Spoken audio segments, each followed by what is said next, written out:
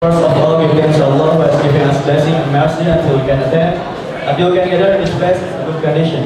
My beloved brothers in Islam, I am seated in front of you all as the master of ceremony.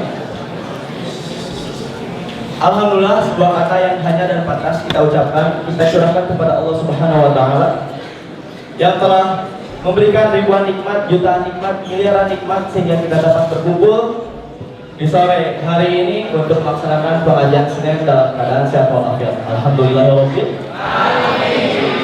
Tak lupa salawat serta salam tercurahkan kepada junjungan kita Nabi Muhammad SAW yang telah membawa umat manusia dari zaman jahiliyah menuju zaman Islamiyah dan dari zaman kebodohan menuju zaman kecerdasan atau kepintaran.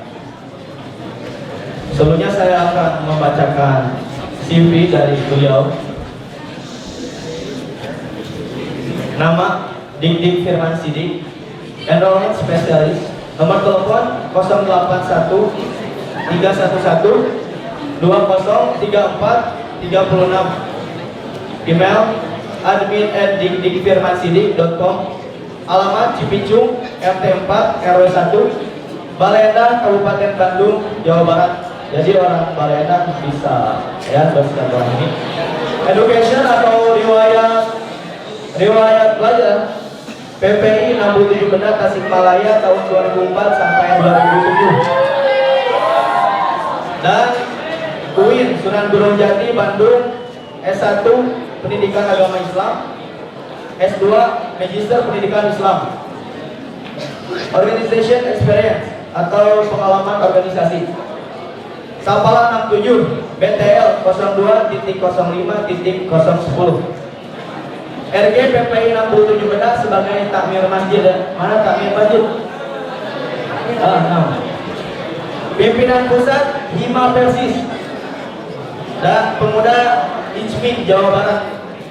Work experience atau pengalaman bekerja sebagai guru BK Pesantren Kesatuan Islam 67 Benda tahun 2014 sampai 2015. The Center for Educational Quality Improvement Darul Hikam 2016 sampai 2021. Android Developer RSUD Al Ihsan Jawa Barat tahun 2021 sampai 2022. Dan yang terakhir Kepala Humas Universitas Persatuan Islam sampai sekarang. Waktu dan tempat saya persilakan. Coba Bos Ketua. Thank you for read my CV. That's my CV. Thank you. What's your name? Khairul. Khairul. Thank you, Khairul. Today, sebelumnya kita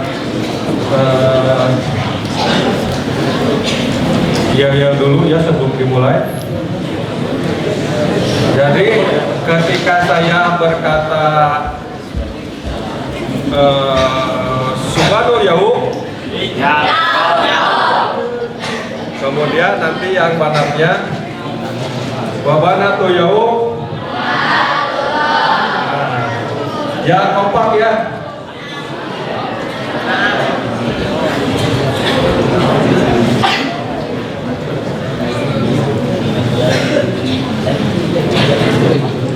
Subhanallah yaum wa baratul yaum.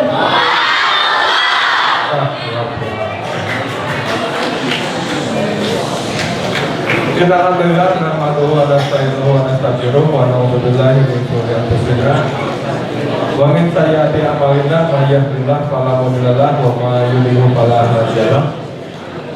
Asyhadu an la ilaha illallah wa asyhadu anna Muhammadan abduhu wa rasuluhu alladzi la nabiyya ba'da. Inna Allaha la yughayyiru biqaumin hatta yughayyiru ma bi anfusihim. Yarfa'il ladzina amanu minkum wa ladzina utul ilma darajat.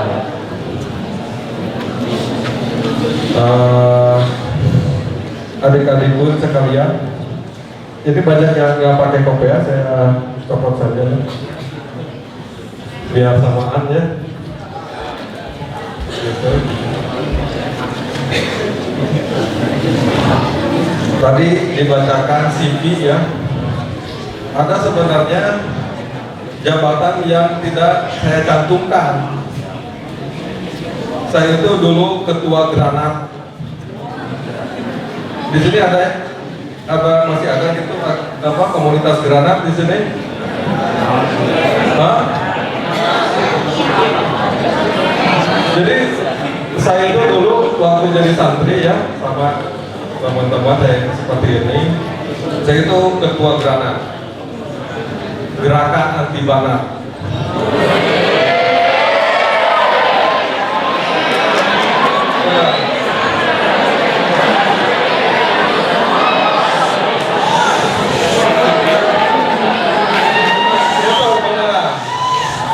Karena saya mengidentifikasi banyak rijal yang studinya itu gagal itu karena banat.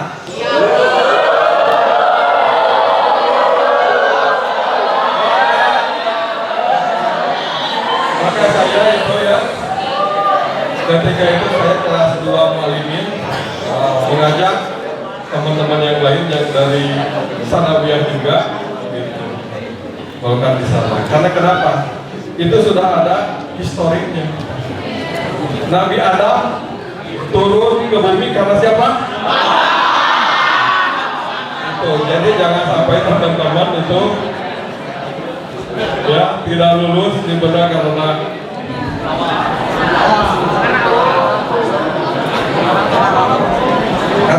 pada dasarnya banat itu seperti bayang-bayang gitu ya. Jadi kalau teman-teman ya, ini ada cahaya, ada bayang-bayang. Mengejar banat itu ya seperti mengejar bayang-bayang, semakin dikejar semakin menjauh.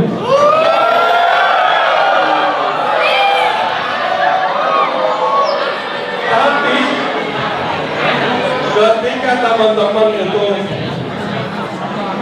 biarkan terus teman-teman fokus terhadap studi, terhadap belajar, terhadap karir teman-teman, itu seperti bayang-bayang mengikuti kita. Itu ya, karena pada dasarnya laki-laki itu adalah pemimpin dan ahwat itu atau banat itu adalah follower gitu ya. Tapi banat itu kenapa coba diciptakan dari tulang rusuk? Ya. Karena tulang rusuk itu dekat dengan hati dan di antara dua tangan. Jadi ahwat itu adalah untuk dicintai dan untuk diayomi seperti itu. Itu ya esensinya. Itu intermezzo ya. Baik. Kita sampai jam berapa ya Kang Koer? Sampai jam 5, 30 menit lagi nih ya, 5:20.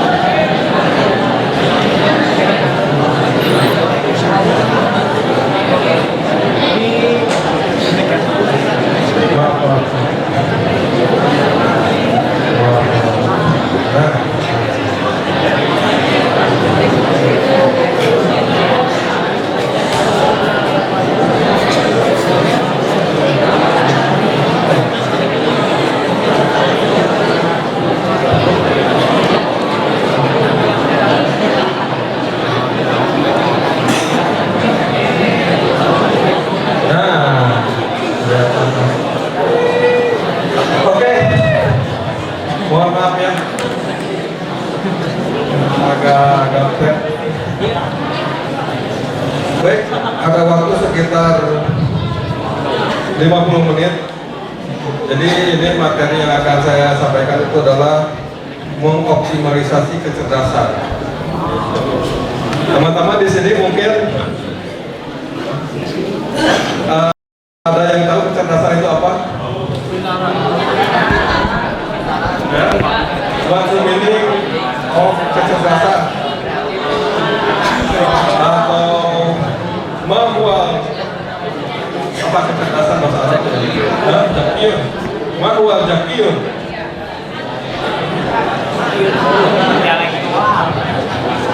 Ya, bahasa ininya intelektual ya, bahasa Inggris. Jadi kalau diterjemahkan secara simpel, jadi kecerdasan itu adalah keahlian, gitu ya, keahlian dalam suatu bidang. Jadi teman-teman ahli dalam satu atau beberapa bidang.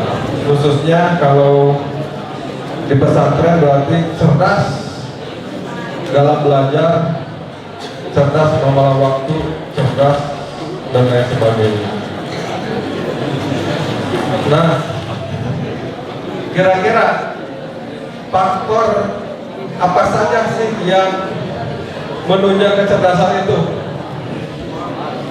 Ya? Apa? Nah,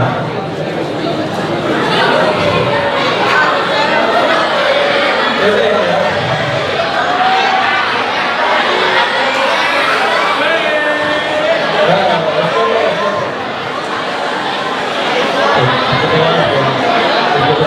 Jadi kan ada yang bisa apa ini maksudnya ini?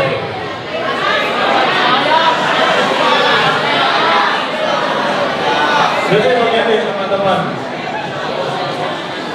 Jadi faktor yang mempengaruhi kecerdasan itu salah satunya adalah keturunan. Setuju? Setuju tidak? Nah ini memang ada beberapa perdebatan ya. Ada beberapa perdebatan. Ada yang menyebutkan kecerdasan itu turunan. Jadi kalau keturunannya itu cerdas, maka anak cucunya pun akan cerdas. Ada yang seperti itu enggak? Tapi ada enggak? Ibu bapaknya cerdas, anaknya tidak, ada enggak? Maka dari itu ada yang menyebutkan bahwa kecerdasan itu bukan dilahirkan, tapi diciptakan. Gitu ya. Kalau yang menganut teori bahwa kecerdasan itu hanya dilahirkan, ya udah selesai, nggak usah ada sekolah. Gitu ya. Nggak usah ada sekolah, nggak usah ada pesantren. Gitu. Tapi bagi yang menganut teori bahwa kecerdasan itu diciptakan, maka ada sekolah, pesantren dan lain sebagainya. Jadi memang faktor pendukung gitu ya adalah kecerdasan, turunan. Jadi kalau yang turunannya baik itu akan kemungkinan besar baik. Seperti halnya siapa Nabi Ibrahim dan Siti Sarah, atau Nabi Ibrahim dan Siti Hajar, maka anak-anaknya itu baik menjadi nabi, gitu. Karena memang dididik, dibina oleh keluarganya, gitu. Dan nanti teman-teman juga jangan sampai salah pilih apa, supaya nanti anak keturunannya itu bagus ya. Oke. Selanjutnya yang menentukan kecerdasan itu adalah maintenance. Maintenance di sini ada dua. Ada yang oleh makanan, dirawatnya itu. Nah, ini ada makanan untuk brain, gitu kan? Salmon, tuna, sarden, worm, ada dan lain sebagainya. Nah, maksudnya di sini teman-teman, bagaimana asupan gizinya? Bagus nggak? Alhamdulillah. Sehingga teman-teman bisa mampu mengoptimalkan fisik teman-teman. Yang penting 4 sehat 5 sempurna, seperti itu. Yang kedua, selain nutrisi, asupan nutrisi, yaitu teman-teman harus olahraga. Nah, ini ada olahraga yang di apa namanya itu yang dicontohkan oleh Nabi. Ada berapa? Disyariatkan oleh Nabi itu ada 3: memanah, berkuda, dan berenang. Nah, kalau berenang ini teman-teman, ini memang skill personal, individu. Teman-teman mampu berenang itu adalah skill antara diri teman-teman sendiri. Berbeda dengan kuda. Kalau kuda itu adalah bagaimana kita bisa berkomunikasi dengan hewan ataupun dengan tanah, tentunya dengan alat. Tapi pada intinya Nabi berpesan atau mensyariatkan ketiga olahraga ini adalah untuk membentuk diri kita. Banyak hikmahnya ya. Memanah itu supaya fokus, gitu, tertarget. Berkuda itu kalau sekarang itu bisa jadi diganti dengan pandai berkendara, naik motor, naik mobil, seperti itu. Nah, kalau berenang, maka yang dari 3 aspek ini oleh negara itu dipakai sebagai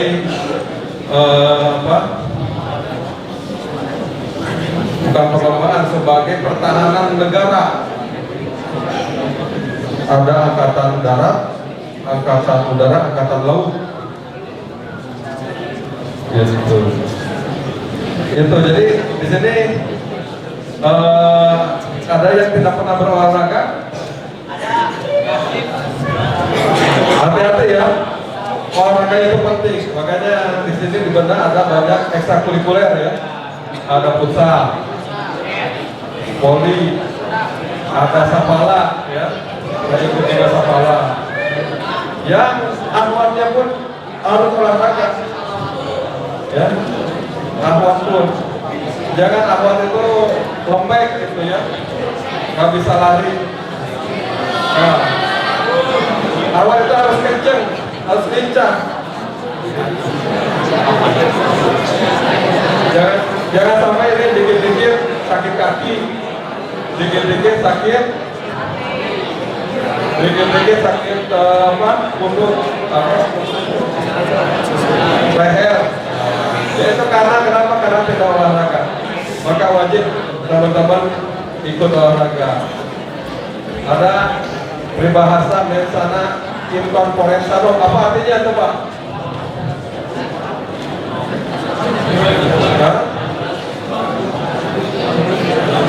jiwa yang kuat itu ada pada badan yang sehat. Maka tidak heran kalau ada nabi-nabi Inna Allaha yuhibbul al-mu'minu qawiyyun qawiyyun wa ahabbu ilallah minal mu'minu dhaif. Mukmin yang sehat itu, mukmin yang kuat itu lebih Allah cintai daripada mukmin yang lemah. Nah, jadi kecerdasan itu dibentuk dari fisik yang sehat, fisik yang kuat. Gitu ya. Jangan sampai ikut apa namanya itu ekstrakurikuler itu bahasa gue dengan kajian ilmiah saja gitu ya, tapi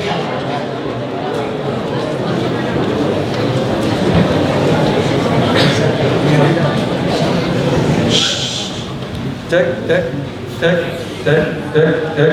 Nah, ini lebih baik kan?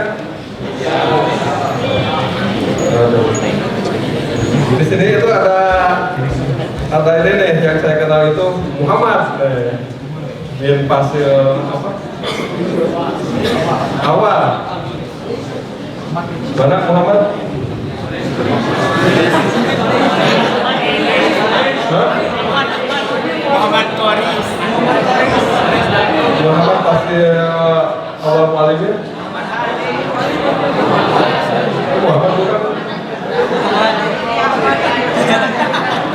Ada teman saya yang terakhir itu di sini namanya Muhammad. Terus kalau yang perempuannya banatnya itu ada Soraya.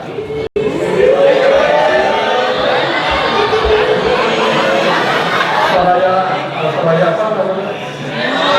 Dulu ya. Nah, itu anak bibi saya. Jadi cuma dua ya, ada anak teman sama anak bibi. Yang lainnya, insya Allah ya kita perkenalan nanti ke depan. Oke, selanjutnya teman-teman, selain tadi apa yang menentukan kecerdasan itu adalah keturunan, yang kedua olahraga dan nutrisi, yang ketiga apa? Nah ini train, latihan 5M ya. Jadi salah satu skill yang pertama yang harus dikuasai oleh teman-teman itu adalah skill mendengarkan. Maka ketika ada orang yang berbicara di depan, itu harus didengarkan. Karena itu adalah salah satu skill yang utama. Jadi kalau teman-teman ikut tes TOEFL maupun tes IELTS, tes apa itu? Tes bahasa Inggris ya, tes bahasa. Itu yang pertama kali diujikan itu selalu mendengar. Karena banyak orang yang tidak mempunyai skill ini, gitu ya. Guru sedang menerangkan, ini tidur. Guru sedang menerangkan, ini ngobrol. Nah ini ketika teman-teman skill yang pertama ini dikuasai, insya Allah kedepannya itu pasti bakal bisa. Tapi kalau skill mendengarkan ini oleh teman-teman itu masih lemah, ini sulit untuk level yang lainnya. Itu yang pertama apa? Skill apa yang harus dikuasai? Mendengar. Ya. Yang kedua itu adalah skill membaca, reading. Nah ini ada fotonya Pak Ustadz Siddiq Al-Huriyah. Dulu waktu saya masih sekolah itu diajarkan langsung oleh beliau ya. Jadi memang beliau itu budaya membacanya cukup tinggi. Jam segini itu beliau sudah mulai membaca. Setelah asar itu sampai membaca. Sampai saya itu belajar malam ya. Belajar malam pulang itu jam 10 kan. Ustadz Siddiq itu masih terus membaca. Makanya dari sore sampai malam itu membaca, menggali ilmu, mencari informasi. Teman-teman kira-kira membaca jam berapa sampai jam berapa? Jadi kalau teman-teman ingin melebihi Ustadz Siddiq, kalau Ustadz Siddiq dari jam 4 sampai jam 12 malam, berarti teman-teman harus dari jam berapa kira-kira fokus membacanya itu. Kita harus membaca. Dan dulu waktu saya pesantren pun ada kakak kelas itu dinamakan si 1 detik. Wah, si 1 detik itu karena kenapa? Karena waktu cerdas cermat gitu ya, dengan pesantren versi yang lain. Yaitu si juri baru membacakan soal, dia langsung bisa menjawab. Jadi nggak ada jeda gitu ya. Gitu. Misalkan mahwal asmaul huruf, langsung gitu ya. Terus disebutkan. Itu karena apa? Karena dia itu budaya membacanya luar biasa. Teman-teman yang lain itu pas istirahat mungkin pada ke kantin atau nongkrong di sini ya, di salah masjid, atau awalnya nongkrong di sana tuh lihat jalan gitu kan. Ini enggak, itu di kasur baca buku, yang dipelajari itu dibaca lagi. Nah, budaya membaca ini semakin banyak membaca itu semakin cepat kita menangkap informasi. Yang kedua, skill menulis. Karena apa yang dibaca itu kita harus tulis. Jadi bisa juga diaplikasikan. Di sini ada daurah tahfidz ya. Daurah tahfidz yang pertama kan ketika kita menghafal Al-Quran, bagusnya jangan langsung membaca. Rata-rata kan santri itu untuk menghafal Al-Quran membaca dulu, membaca berkali-kali baru dihafal gitu ya.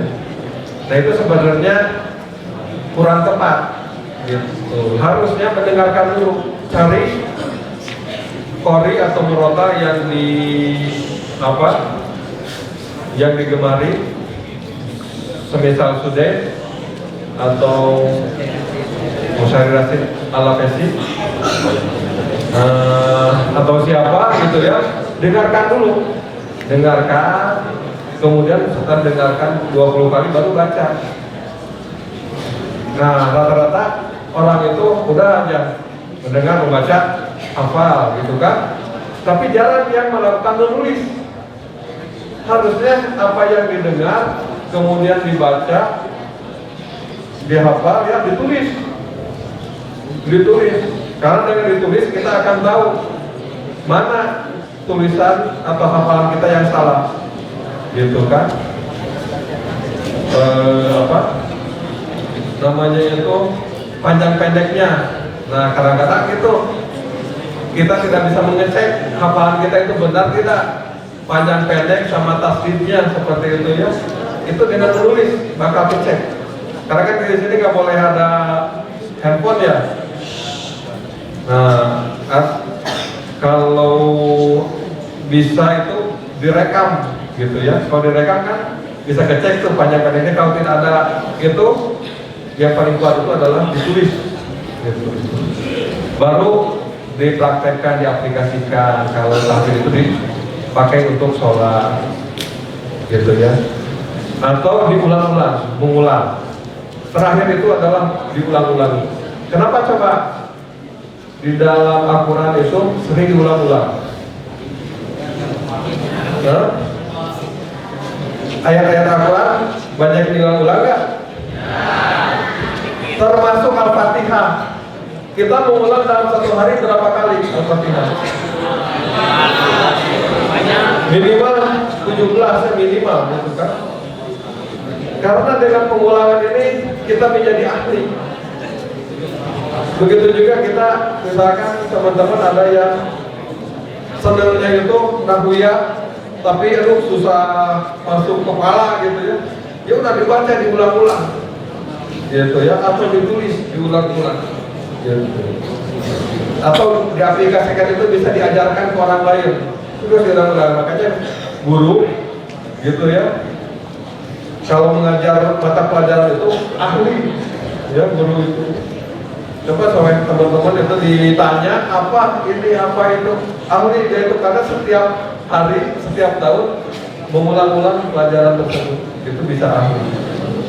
Teman-teman pun kalau senang suatu keahlian itu kuncinya apa? diulangi. Gitu. Seperti halnya apa namanya itu pepatah TNI itu, tidak ada TNI yang terlatih, tidak ada TNI yang terlatih. Yang ada itu TNI yang suka berlatih, gitu. Yang mengulang-ulang, gitu kan? Ketika banyak mengulang itu akan semakin ahli. Itu. Nah, jadi ada beberapa faktor yang mempengaruhi kecerdasan itu. Pertama tadi apa? Keturunan. Kedua, asupan gizi dan olahraga atau maintenance. Ketiga, ini ya, train atau dilatih, latihan. Dengan cara apa? Mendengar, membaca, menulis, memperhatikan, mengulangi. Oke, selanjutnya ini apa? Cinta membaca.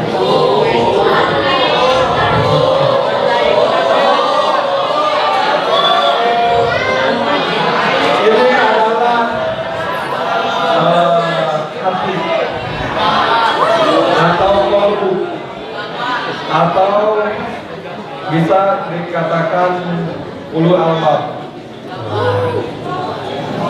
Banyak ya tafsirnya ya. Tapi yang ingin saya jelaskan adalah ulul albab. Ulul itu apa? Yang mempunyai albab itu akal atau hati, atau bisa dikatakan saripati gitu ya. Kenapa? Karena dalam hadis apa dikatakan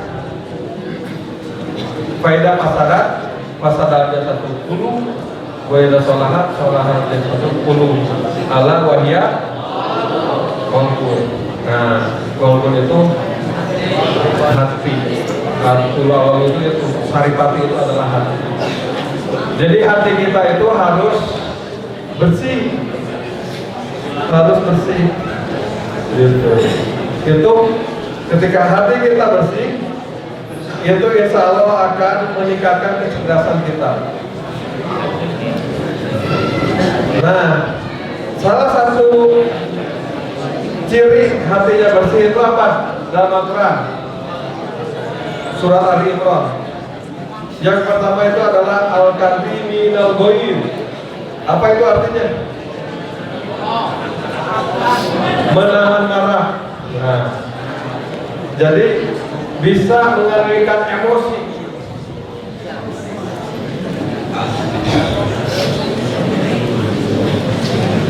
Coba misalkan ada apa namanya itu, kalau saya jadi guru gitu ya, kalau saya pemarah, apa yang akan saya lakukan? Hah? Ketika saya datang masuk pintu, kemudian saya tanya kepada murid saya, oke, sekarang kumpulkan PR-nya. Kemudian tidak ada satupun yang mengerjakan PR. Nah, kalau teman-teman jadi guru gitu ya, masuk, anak-anakku silahkan mengumpulkan PR-nya. Terus satupun tidak ada yang mengumpulkan. Orang pemarah pasti, wah, mukanya langsung berubah, matanya melotot, gitu ya. Laptop pasti bakal dibalangkan. Gitu. Wah, murid paling depan dicekek, gitu kan? Kejadian PR. Papan tulis difokus ke, kacau tidak itu? Kacau ya. Dan yakin ini kecerdasannya itu kecil kalau guru yang amek-amekan gitu ya, pemarah. Tapi kalau tidak marah, salah juga. Ayo anak-anakku kumpulkan PR-nya. Satu pun tidak mengerjakan. Oh ya, kenapa? Gak apa-apa ya, gak ngerjain PR juga gitu kan. Yang penting kalian betah gitu ya. Oke, kita lanjutkan. Itu pun kurang baik juga, karena tidak mendidik. gitu ya. Itu dinamakan ontak seperti itu. Yang nggak pernah marah itu ontak. Karena kenapa? Lihat di YouTube. Kalau nyembeli apa? Nyembeli domba, nyembeli sapi, kan suka diikat ya. Suka diikat gitu ya. Tapi kalau menyembeli ontak itu sambil berdiri saja, gitu kan? Sambil berdiri, terus si tukang jaganya ngambil pisau kecil, jadi nyembelinnya itu nggak satu-satu. Jajarkan ontak itu ada 100, itu aja, terus si ontak itu nggak ajak-ajakan gitu kan? Kalau domba, kalau sapi disembelihnya ajak-ajakan. Kalau udah nggak disembelih itu bergetar kakinya itu, duduk, udah nggak boleh itu ya salah juga ya kalau tidak marah. Harusnya al-qadi minal ghoi itu adalah tadi mengendalikan emosinya. Emosi itu harus dirawat. Maka apa namanya itu sebaliknya pemarah itu adalah mengendalikan emosi. Gitu. Yang selanjutnya walafina 'anil nas, gitu. Memaafkan manusia, walafina 'anil nas. Nah ini apa hubungannya memaafkan dengan kecerdasan? Ada yang tahu? Apa hubungannya? Kalau tadi kan tidak bisa mengendalikan emosi, wah, temperamen, gitu kan? Otomatis si emosinya meledak-meledak, akhirnya kepalanya puyeng, pening, tidak akan berpikir jernih, gitu kan? Kan tidak boleh ya kita memutuskan sesuatu kalau kita sedang marah. Yang kedua itu adalah pemaaf. Nabi luar biasa pemaafnya. Nabi itu pernah beberapa kali pergi ke masjid, kemudian diludahi oleh orang kafir, gitu kan? Diludahi oleh orang kafir. Apa yang dilakukan Nabi? Dimaafkan. Beberapa kali Nabi itu ketika mau ke masjid diludahi, dimaafkan. Sampai akhirnya si orang yang meludahi itu pada hari itu tidak meludahi. Nabi kaget, kemana orang ini? Gitu kan? Kemana orang yang suka meludahi saya? Ternyata ada yang mengatakan itu katanya lagi sakit. Nah, ketika sakit itu oleh Nabi dijenguk sampai akhirnya orang itu masuk Islam. Kemudian contoh pemaafnya Nabi ketika Nabi dakwah ke Taif.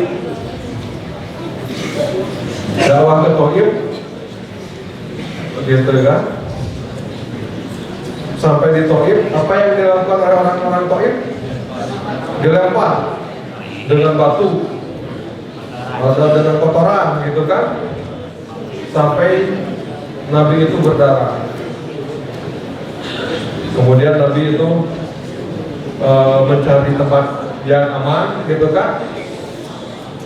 Nah, setelah mendapat tempat yang aman, Nabi membersihkan kotoran, membersihkan darahnya.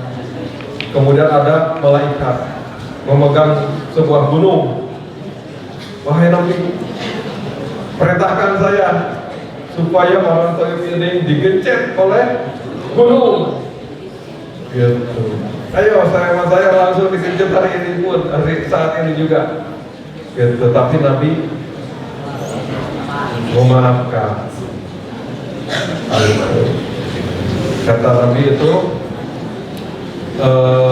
boleh jadi mereka itu bertindak seperti itu karena kurang ilmunya, boleh jadi anak cucunya yang nanti mengerti dan akan masuk Islam seperti itu. Itu dakwahnya Nabi. Susah gitu ya. Zaman dulu mau dakwah itu susah. Kalau sekarang dakwah itu enak, gitu kan? Saya tadi jam 3 itu sudah sampai Pulau Prima Jasa. Langsung dijemput lah gitu kan oleh Ustaz Budi, Ustaz Opi gitu kan. Enak kan? Pakai mobil di sini gitu. Kemudian ke sini ketemu sama teman-teman pada imut-imut baik-baik gitu ya. Gak ada yang mau melempar batu, gak ada gitu kan. Kalau ini luar biasa gitu. Zaman Nabi seperti itu. Tapi ke depan bisa jadi dakwah itu berat lagi menjadi tantangan. Tapi pada intinya kita harus menjadi pribadi pemaaf. Karena dengan memaaf kita akan kecerdasan kita akan meningkat. Beda lagi dengan orang Sunda. Orang Sunda mah pendendam, gitu kan? Ada orang yang salah itu, misalkan cemberut, wah dia bisa lebih cemberut lagi, gitu kan? Kalau orang cemberut, dia lebih cemberut lagi. Harusnya dimaafkan supaya tidak terganggu psikologis maupun psikis yang mengganggu terhadap kecerdasan. Gitu. Pernah di sini ada yang tidak bisa tidur karena marah? Gak ada ya. Kalau tidak bisa tidur karena cinta ada nggak? Nah, itu menunjukkan sangat. Nah, ini ya, tidak boleh ya. Nanti ada pembahasan. Kemudian yang selanjutnya apa? Akan dimulagoid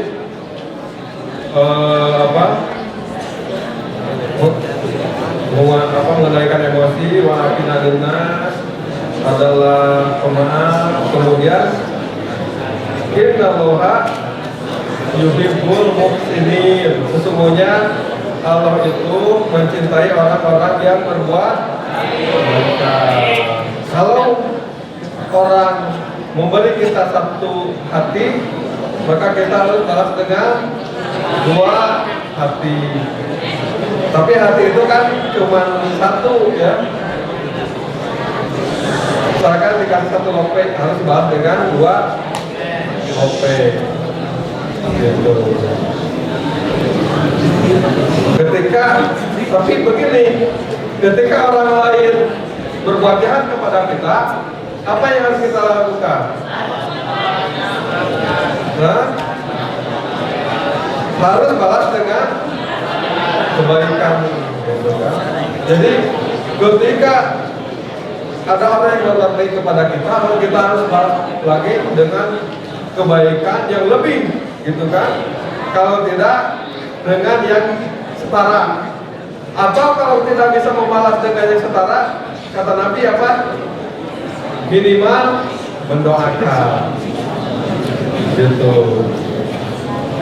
Nah, ketika ada orang yang berbuat jahat kepada kita, apa yang harus kita lakukan kata Nabi? Balas dengan kebaikan. Luar biasa ya. Itu yang diajarkan Islam itu seperti itu. Kemudian pernah Nabi itu ketika perjanjian Hudaybiyah seberapa itu kedua ya. Perjanjian Hudaybiyah kedua itu Nabi tidak dilarang untuk pergi kemana? Ke Mekah untuk umroh. Padahal ketika itu Nabi dan para sahabat sudah mengenakan kain umroh. Kemudian dihalangilah oleh kaum Quraisy. Kata kaum Quraisy itu tidak boleh masuk ke Mekah dan tidak boleh umroh.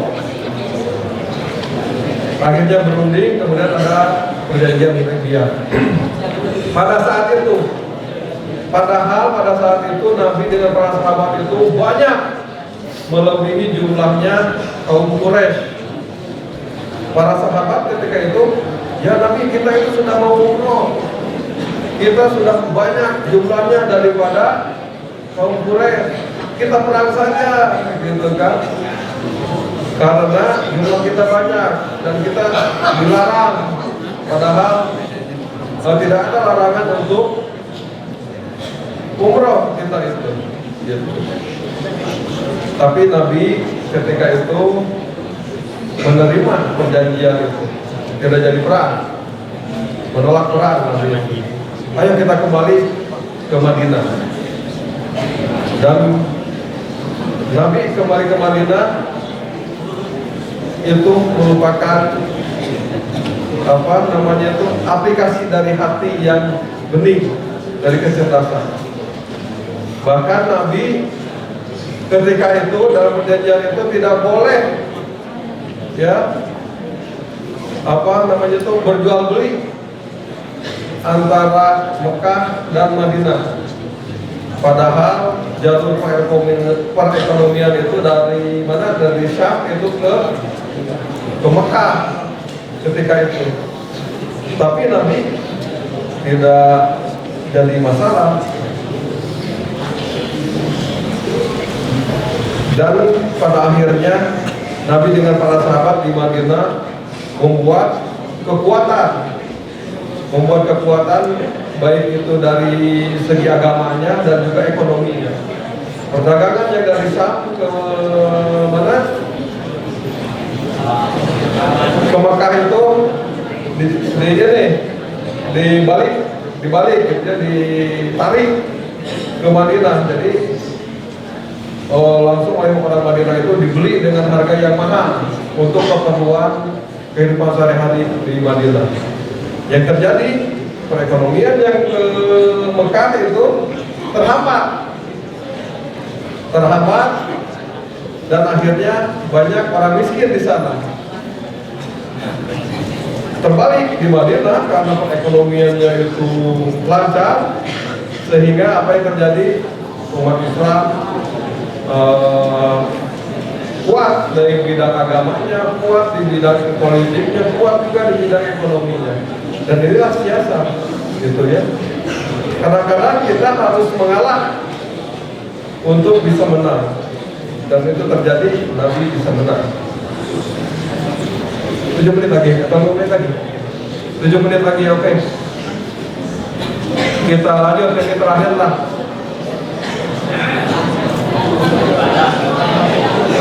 Selain tadi keturunan, asupan gizi dan maintenance ya, kemudian tren atau latihan, kemudian hati yang harus dijaga. Yang terakhir ini adalah ibadah atau doa dan juga taubat. Pernah Abu Hurairah itu Imam Syafi'i ya, Imam Syafi'i itu mengadu kepada gurunya, ini saya itu sudah bermalam-malam belajar, berhari-hari belajar, tapi susah untuk masuk pada pemahaman, gitu ya. Ke dalam itu susah masuk ketika saya sudah membaca, menulis tadi ya, yang 5M tadi. Nah, kata gurunya, kamu itu harus tobat dari maksiat, gitu kan? Karena bisa jadi yang menghalangi kamu mendapatkan ilmu itu karena maksiat yang dilakukan terus menerus.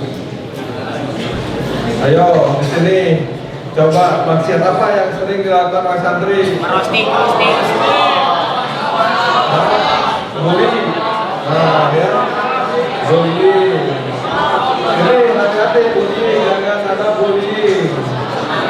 Karena ini bisa jadi maksiat. Gitu ya. Kemudian apa? Roasting. Gosok. Apa namanya itu? Memakai barang yang bukan milik kita. Nah, itu tidak boleh. Termasuk kepada maksiat. Itu harus ditobati karena kalau maksiat masih jalan itu sulit untuk mendapatkan cahaya Allah.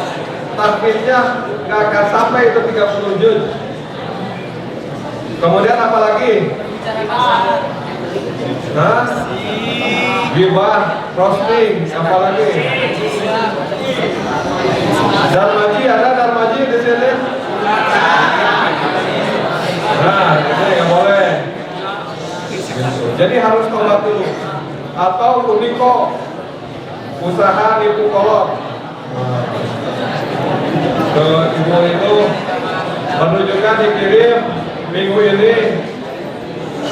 Misalkan minggu ini 500.000, 2 hari udah habis. Nah, bahkan sampai SPP nggak dibayarkan. Nah, ini ya, jangan sampai seperti itu. Karena itu termasuk maksiat. Itu ya. Itu harus ditobati. Harus bertobat, teman-teman ya, supaya ilmu itu dapat. Setelah tobat, teman-teman adalah berdoa kepada Allah. Ingat, pengampunan doa itu ada berapa? Nah, 2. ada 3, ada 2. Nah, jadi Ud'uni astajib lakum. Berdoalah kepadaku, niscaya aku akan mengabulkan.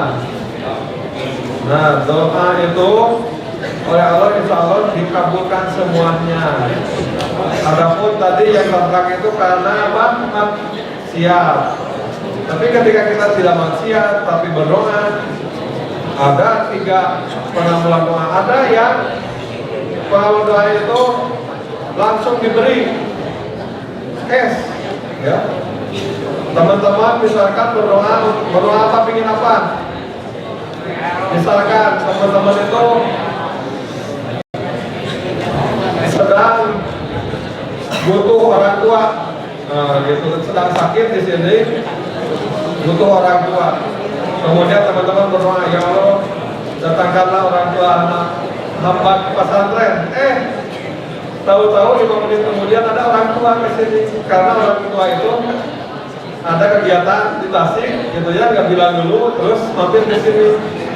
Dan teman-teman 5 menit sebelumnya itu berdoa. Nah, itu contoh doa yang ya, langsung ketika itu dikasih. Ada doa itu yang ending, gitu.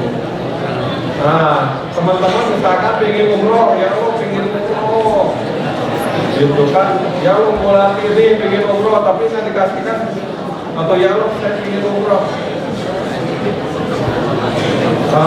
Depending ijabahnya mungkin ketika teman-teman sudah lulus, atau sudah kuliah, atau sudah berumah tangga, itu baru oleh Allah dikasih.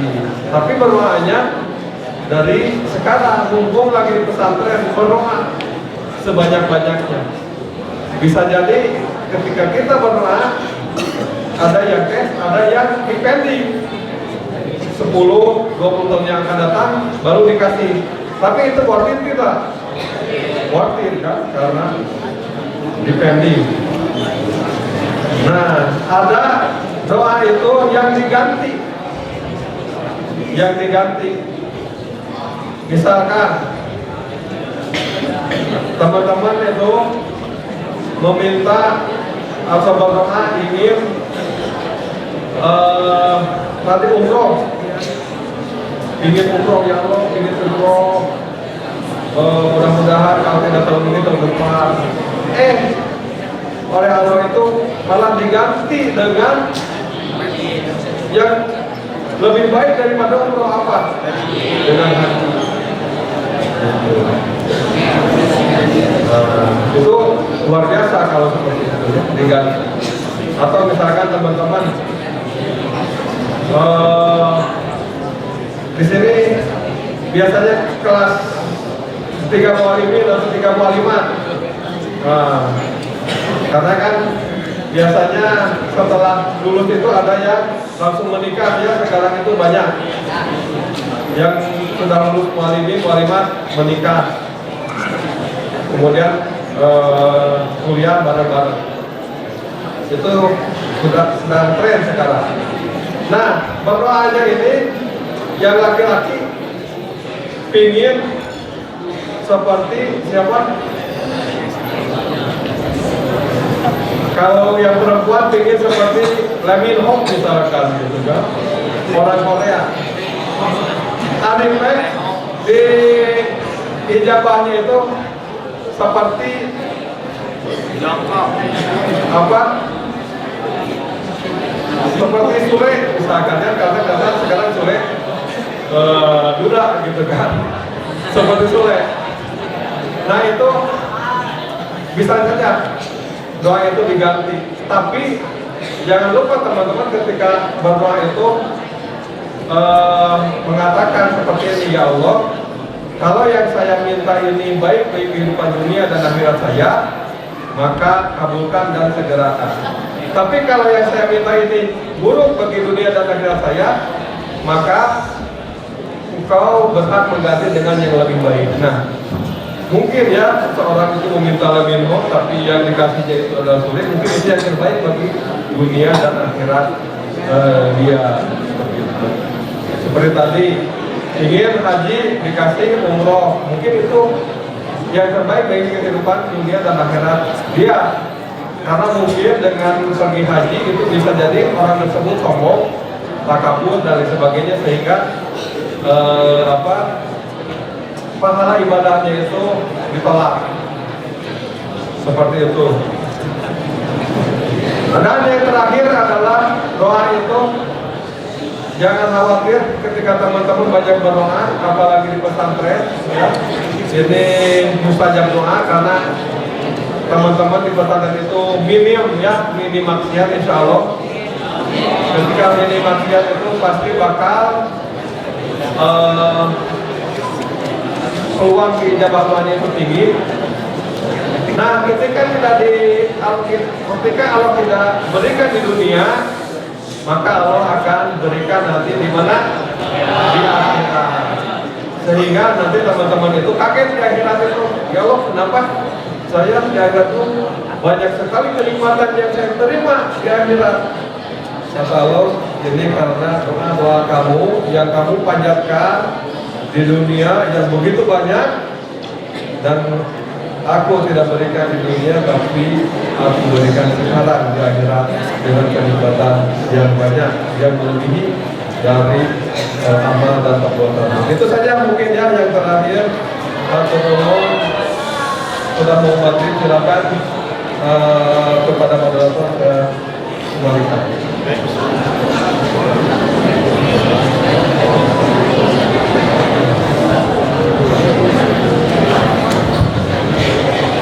Baik, bismillahirrahmanirrahim. Dibuka sesi tanya jawab bagi satu orang dari di jalan saja. Ada yang ingin bertanya? Al-Azra, tafadhol Al-Azrakum. Terus kita orang. Izinkan saya bertanya. Siapa namanya? Azra siapa? Dari Jatinangor. Siap. Kan tadi pada saat ada mendengar terbaca mengulangi yang mengaplikasikan ya itu pokoknya ya itu. Nah, saya punya teman pendengar baca menulisnya bagus, mengulangi juga udah sering, Waktu itu teman saya baca buku relativitas umum, kemudian satu minggu kemudian dia udah lupa lagi, padahal dia sudah lupa lagi. Nah, saya ingin bertanya kenapa kan kalau ada yang lupaan, apa emang bawaannya pikiran lagi atau gimana?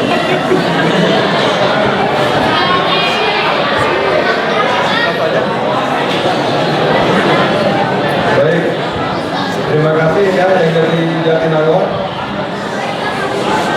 Jadi ada teman kita katanya dia mendengarkannya aktif gitu ya. Yang lain di kelas itu pada ngobrol, ini diam saja gitu kan. Kemudian pembacanya juga luar biasa. Kemudian menulis dari apa yang dia dengarkan atau dari apa yang dia baca itu dia tulis, dirangkum gitu kan. Wah, pakai apa? Mapping dan lain sebagainya. Kemudian diaplikasikan gitu kan. Terus diulangi. Nah, ini saya kira kalau benar dia itu misalkan lupa lagi gitu kan, ini memang ada beberapa faktor. Kalau tadi membaca buku apa tadi itu relativitas gitu kan, ya mungkin ini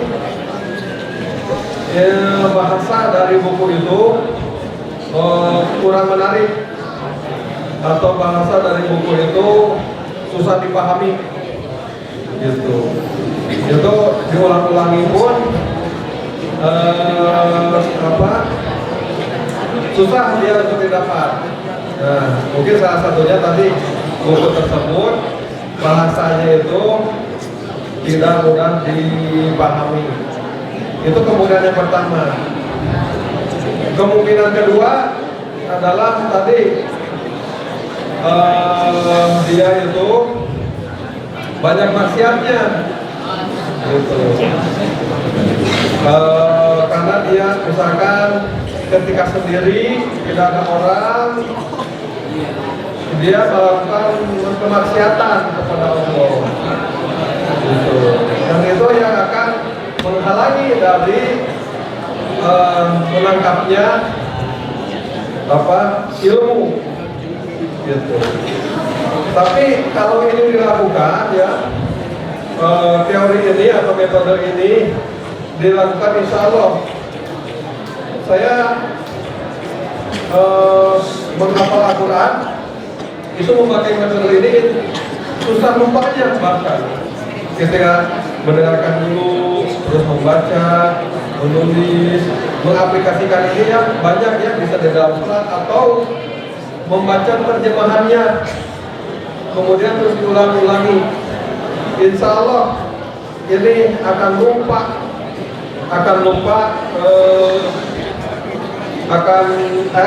susah lupanya. Saya ingin membuat satu contoh, ya. Tahu nggak dalam Al-Quran itu satu ayat bisa menjawab semua ilmu pengetahuan? Anda yang tahu ayatnya apa?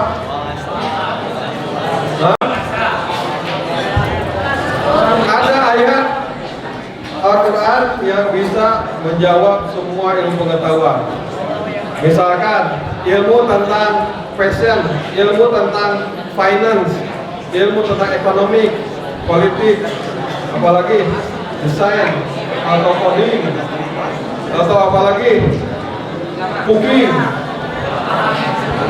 itu semua bisa. Apa? Semua pertanyaan.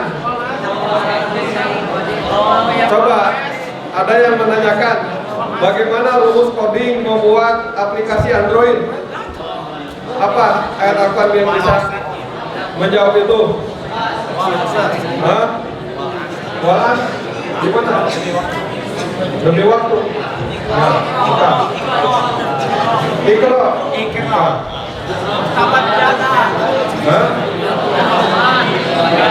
Ada yang tahu? Kalau tidak ada yang tahu, saya kasih tahu nih. ahla dzikri in kuntum la ta'lamun. Fas'alu apa artinya? Fas'alu. Ahla dzikri kepada yang mempunyai pengetahuan. Zikir itu bisa zikir atau mempunyai ilmu pengetahuan. In kuntum, jika kamu la ta'lamun, tidak tahu. Apa tadi suratnya? Fas'alu ahla dzikri in kuntum la ta'lamun. Nah, coba.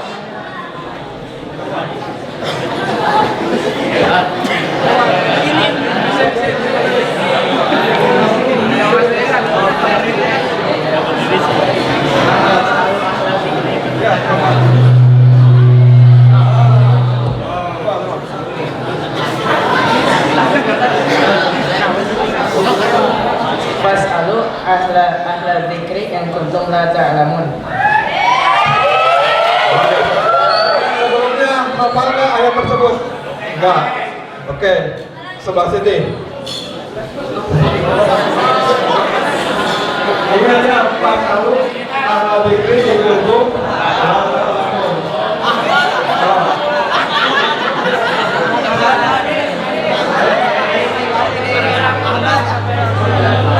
Fas'alu ahla dzikri in kuntum la ta'lamun. Baik. Jadi teman-teman pasti di sini banyak yang tahu ya. Fas'alu ahla dzikri in kuntum la ta'lamun. Tanyakanlah kepada yang tahu jika kamu tidak tahu. Jika tidak tahu apa? Coding, tanyakan kepada yang tahu. Misalkan apa rumus membuat halaman aplikasi Android? Tanyakan kepada yang tahu, gitu kan? Itu simpelnya ya. Jadi harus profesional, harus seperti itu. Masalah alam ini untuk melakukan. Nah, yang saya ingin tekankan ini adalah ketika kita menghafal Al-Quran, tahu artinya, tahu kegunaannya, kemudian saya ulang-ulang, walaupun tadi ya. Seperti yang pertama itu, yang ini juga teman-teman belum pernah menghafal ayat ini, tapi insya Allah ayat ini bagi teman-teman akan mudah diingat dan susah untuk lupa. Karena kenapa? Pertama, tadi apa? Mudah dimengerti, tahu artinya, kemudian tahu aplikasinya dan diulang-ulang. Oke, semuanya fas'alu.